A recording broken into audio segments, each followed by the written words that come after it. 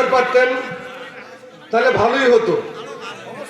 একটা একটা পর্যন্ত কিন্তু কথা আছে, থাকবেন তো ইনশাল্লাহ? আল্লাহ কবুল করুন। যেহেতু আপনি অনেক তাড়ার মানুষ, আপনি আমাকে ইজ্জত দিয়েছেন, সম্মান দিয়েছেন, আল্লাহ আপনার ইজ্জত সম্মান বাড়িয়ে দেন।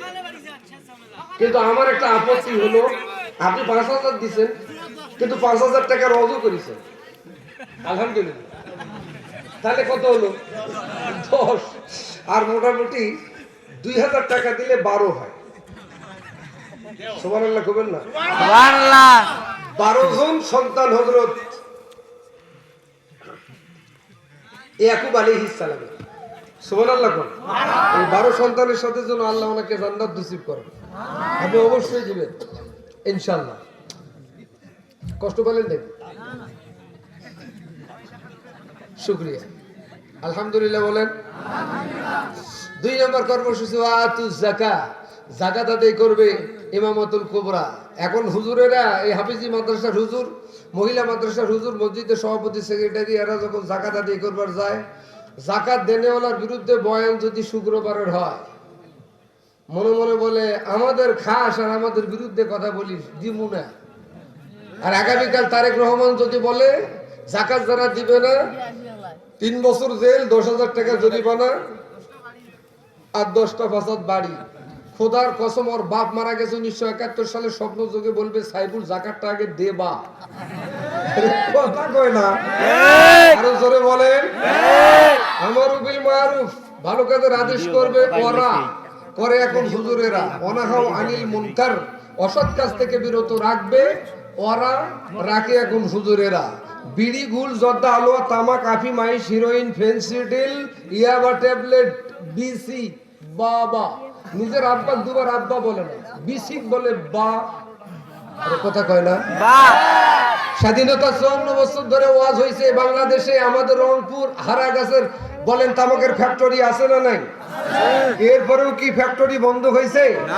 আগামীকাল জনাব তারেক রহমান ইমামাতুল কুবরা প্রধান ইমাম, উনি শুধুমাত্র কেবলমাত্র বলবেন র্যাব, পুলিশ, বিজিবি, সেনাবাহিনী, জি স্যার, তামাকের ফ্যাক্টরি যারা দিবে, মদ মাদকতা নিশাদ্রব্য যারা বিক্রয় করবে, ক্রয় করবে, ১,০০০ কোটি টাকা জরিমানা, মৃত্যু কারাদণ্ডে দণ্ডিত দেওয়ার ঘোষণা দেওয়া হলো। খোদার কসম, এমন ডিক্লারেশন আগামীকাল ফজরে দিবে, জোহর হতে হতে বাংলাদেশে তামাকওয়ালা খুঁজে পাওয়া যাবে না। দায়িত্ব কার? দায়িত্ব নিয়েছি আমরা। আর তেল তেল আওয়াজ করতেছি জান্নাত। জান্নাত কি তোমার বাপের বাড়ির আবদা? এই ৪টা আমল করার সরকারকে তৌফিক দান করুক, বলেন আমিন। মায়ের দোয়া জান্নাতুল ফেরদাউসি বালিকা ক্যাডেট হাফিজিয়া মাদ্রাসার হাফিজা ছাত্রীদের বোরকা প্রদান উপলক্ষে যুব সমাজের উদ্যোগে ৮ই মে ঐতিহাসিক তাফসীরুল কোরআন মাহফিল, কুড়িগ্রাম সদর থানাধীন। আজকের মাহফিলের সম্মানিত সভাপতি, সহসভাপতি, প্রধান অতিথি, প্রধান মেহমান, প্রধান আকর্ষণ হযরত উলামায়ে কেরাম, উপস্থিত সম্মানিত দিনদার, পরহেজগার, ইমানদার ভাইয়েরা, পর্দারতা ও আগনিতা মা ও বোনেরা, প্রশাসনের কর্মচারী, কর্মকর্তাবৃন্দ, সাংবাদিক বন্ধুগণ, দোয়া পাবার আশায় ছোট্ট করে সালাম জানাচ্ছি। আসসালামু আলাইকুম ওয়া রাহমাতুল্লাহি ওয়া বারাকাতুহু। কষ্ট পেলেন? আসো, আমি আর ভূমিকা না টানি, আমি মূল আলোচনায় যেতে চাই। চলবে ৩টা পর্যন্ত চলবে, আপনারা থাকবেন, আমার বাপও থাকবে না। সম্মানিত ভাইয়েরা, আমাকে রাত পহলে যাইতে হবে সাতক্ষীরার উদ্দেশ্যে। সবাই মিলে আমার সাথে একটু তেলাওয়াত করেন। আউযু বিল্লাহি মিনাশ শাইতানির রাজিম।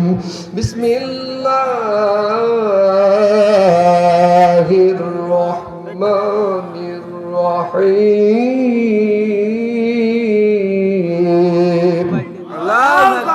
إن الذين قالوا ربنا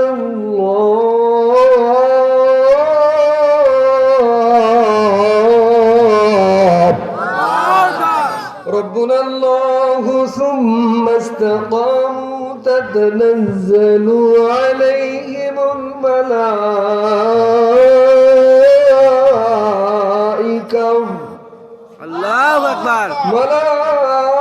الملائكة ألا تخافوا ولا تحزنوا وأبشروا بالجنة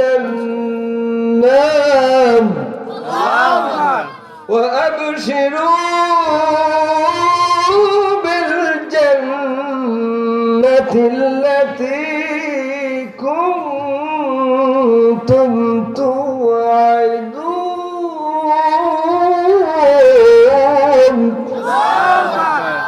আমানতু বিল্লাহ। সম্মানিত উপস্থিতি, যে আয়াতে কারিমা তেলাওয়াত করেছি এর উপরেই আর ভূমিকা না টেনে ডাইরেক্ট আলোচনা করা প্রয়োজন মনে করছি। আপনারা কি মনে করেন? রাজি আছেন? কারা কারা একটু হাত তোলেন। আল্লাহ হাতগুলোকে জান্নাতি হাত হিসেবে কবুল করুন। জোরে বলেন আমিন। নামান হাত। মা বলে নাকি আছে, ওনারা থাকলে আপনাদের অনুমতি